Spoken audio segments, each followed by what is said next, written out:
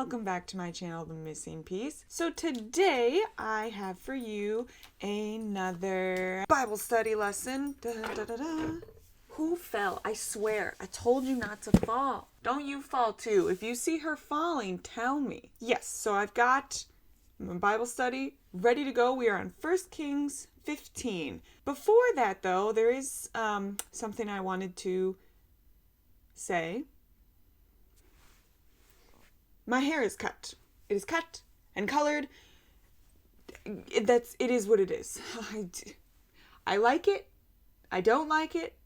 It's all right. You know, I'm okay with it. I edited a video from, well, the last video that I did, and I still had long hair, and I was like, oh, I'm gonna cut it, you know, oh, it'll be great. And I was like, you know, I'm okay with my short hair. But looking at the video, I was like, it was my long hair too. It was so pretty. But at the same time, I hated it a lot. So, is this better? We'll see. So, once again, our Bible study is just writing down your very thoughts, your very random first thoughts about the chapter that we're reading. So 1 Kings chapter 15 is what we're doing today. So I'm going to read to you my thoughts from when I wrote this.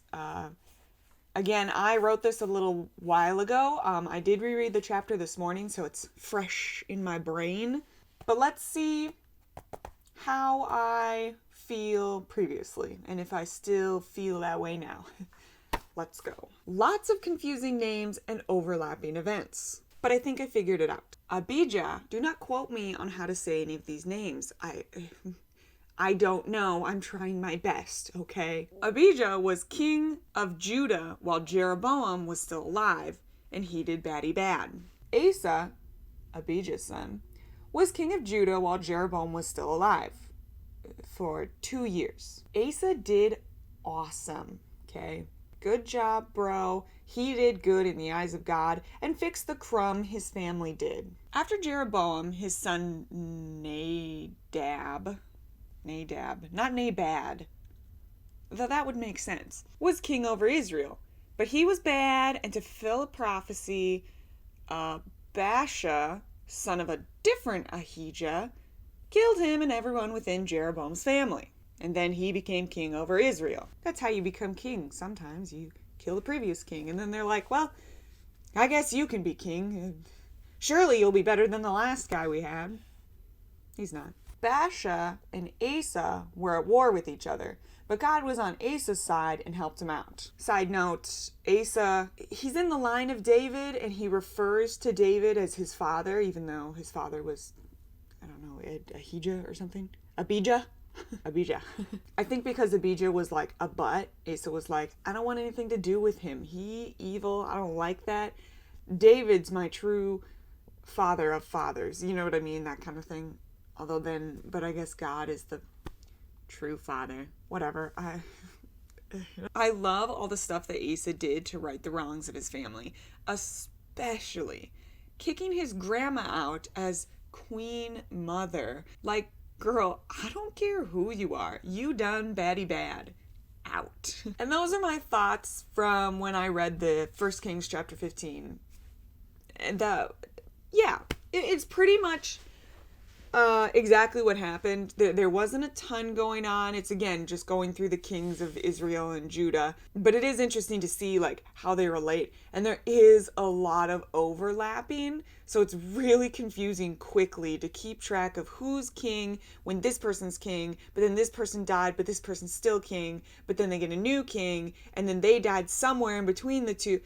It gets super confusing. I wish I had like a whiteboard to write it down. Maybe I could find a cheat sheet.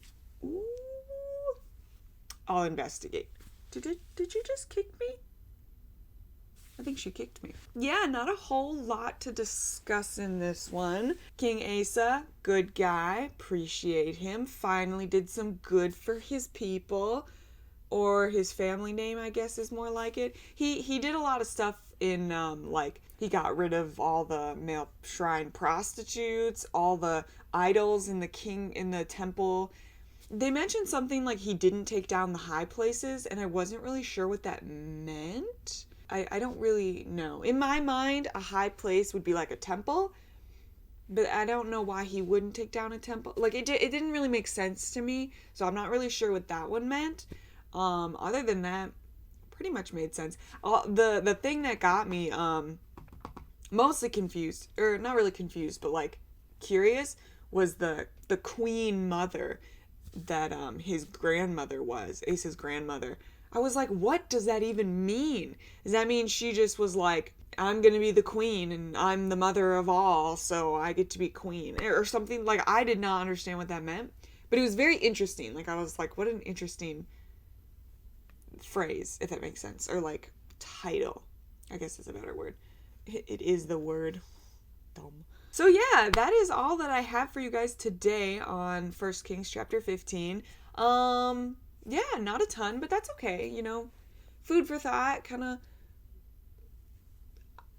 I don't know what words, something to think about. And it definitely helps to try and keep track of who's king when during what person's other reign. It's just very confusing, but it's very interesting. And yeah, so as we go through First Kings, try to keep that in mind, that they're kind of switching back and forth, and some people are king for more than, like, let's say King Asa was king. So let's say Asa's king, and then during his frame of his reign, like 4 other kings of Israel will go through. They don't always last very long because they're doing evil in the eyes of the Lord. I will say one quick thing I just remembered that I thought was interesting. One of the kings of Israel, not Nadab, Ahijah, I think, like they said, you know, he did evil in the eyes of the Lord, but it was the same amount of sin and evil as his father did, which I just thought was funny. Like, I did bad, but no worse than my father. We did about the same thing. It's like, there are kings later that will say, and they did worse than their predecessor, you know. Which is interesting, something to kind of think about.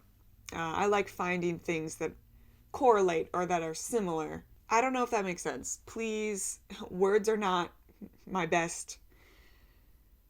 I'm better at writing than I am at speaking. Let's just put it that way, okay? It all fumbles. Anyway. Thank you guys so much for watching. That is all I have for you today. Next time we will do 1 Kings chapter 16. So read that, put your notes down, and we will discuss that next time. If you like this video, give it a thumbs up. I would really appreciate hearing your guys' thoughts. You can leave a comment down below. What were some things that you picked up from 1 Kings chapter 15? Or correct me on my pronunciation of anything and everything. Or if you're like, I understand what the queen mother is, explain it to me. I would love to know. Yeah, or if you have any questions, feel free to drop a comment and let me know. Subscribe if you haven't already, and you can click the little notification bell next to that so you get notified when I put out new videos. Thank you guys so much for watching. I will see you next time. Bye.